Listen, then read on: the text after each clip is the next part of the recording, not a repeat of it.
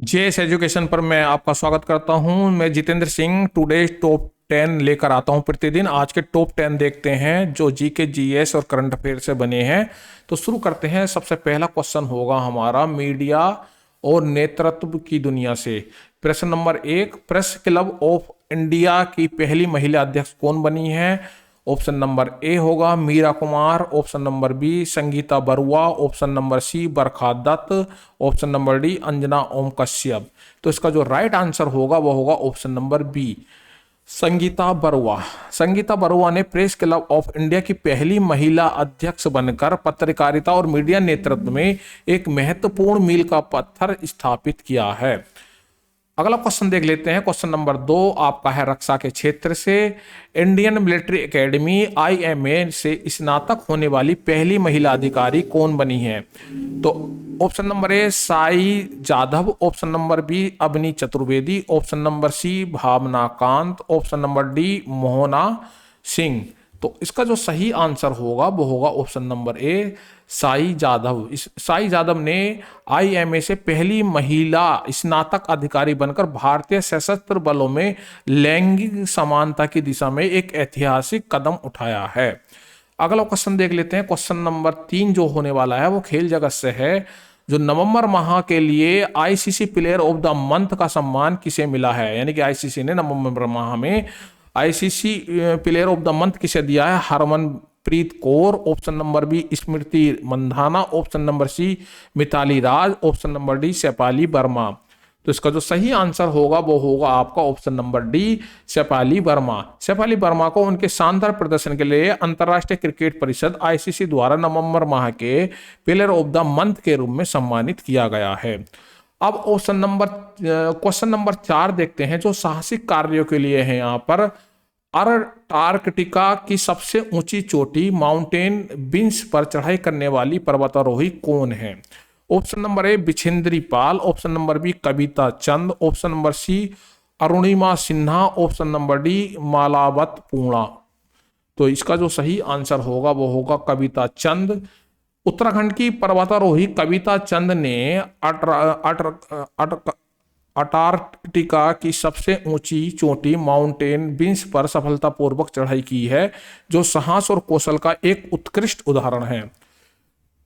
अगला क्वेश्चन देखते हैं। तकनीकी और आत्मनिर्भर भारत की दृष्टि से प्रश्न नंबर 4 बनता है। सीडीएसी द्वारा विकसित भारत के पहले स्वदेशी माइक्रो प्रोसेसर का नाम क्या है? ऑप्शन नंबर ए शक्ति, ऑप्शन नंबर बी परम, ऑप्शन नंबर सी ध्रुव 64, ऑप्शन नंबर डी वेग।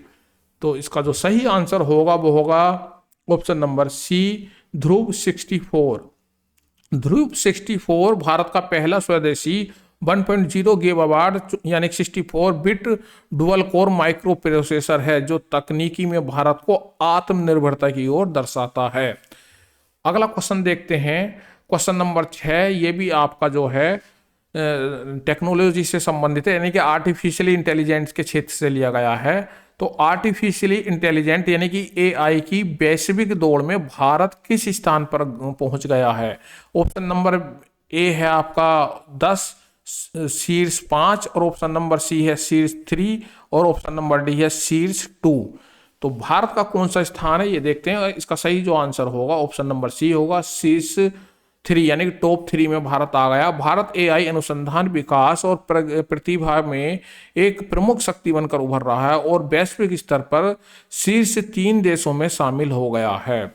अगला क्वेश्चन देख लेते हैं। चिकित्सा नवाचार से है जो क्वेश्चन नंबर 7 बनेगा। स्ट्रोक के लिए भारत के पहले ब्रेन स्टेंट ट्रायल का नेतृत्व किस संस्थान ने किया है? ऑप्शन नंबर ए अपोलो अस्पताल, option number B AIIMS Delhi, option number C Fortis health care, option number D Medanta. तो इसका जो सही आंसर होगा ऑप्शन नंबर बी होगा एम्स नई दिल्ली। तो एम्स दिल्ली ने गंभीर स्ट्रोक के उपचार के लिए एक स्वदेशी एडवांस ब्रेन स्टेंट का पहला समर्पित क्लिनिकल ट्रायल शुरू किया है। इसका जो सही आंसर है। और संस्कृति और शिक्षा के क्षेत्र से देख लेते हैं। प्रश्न नंबर 8 है आपका।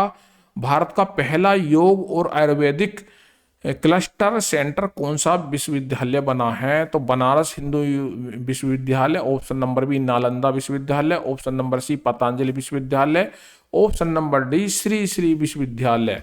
तो इसका जो सही आंसर होगा वो होगा ऑप्शन नंबर सी पतंजलि विश्वविद्यालय।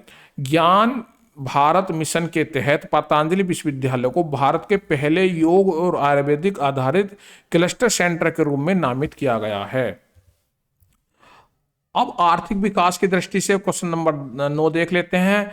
लक्षद्वीप में आयोजित पहली इन्वेस्टर मीट का मुख्य लक्ष्य क्या था? तो ऑप्शन नंबर ए पर्यटन को बढ़ावा देना, ऑप्शन नंबर बी है आपका ब्लू इकोनॉमी, और ऑप्शन नंबर सी है आपका IT hub banana, option number D है आपका कृषि विज्ञान। तो इसका जो सही आंसर होगा वो होगा ब्लू इकोनॉमी। इस मीट का लक्ष्य मछली पालन एग्रीकल्चर के माध्यम से लक्षद्वीप के लिए एक स्थायी ब्लू इकोनॉमी का निर्माण करना है। और क्वेश्चन नंबर 10 जो महत्वपूर्ण दिवस से बनता है, यानी कि आज जो किसी दिवस पर होता है, तो वो है आपका पेंशन दिवस। कब मनाया जाता है? ऑप्शन नंबर ए 15 दिसंबर, ऑप्शन नंबर बी 25 दिसंबर, ऑप्शन नंबर सी 17 दिसंबर, ऑप्शन नंबर डी 20 दिसंबर। तो इसका जो सही आंसर होगा ऑप्शन नंबर सी होगा 17 दिसंबर। 17 दिसंबर को पेंशन दिवस मनाया जाता है, जो राष्ट्र की सेवा करने वाले सेवानिवृत्त नागरिकों को योगदान का सम्मान करता है। तो आज के टॉप 10 टुडे जो टॉप 10 क्वेश्चन हैं उनमें आपको कुछ ना कुछ सीखने को मिला होगा। इसी प्रकार से कल 10 क्वेश्चन लेकर आएंगे जो करंट अफेयर जीके जीएस से आधारित होंगे। आज के लिए इतना ही। धन्यवाद, नमस्कार।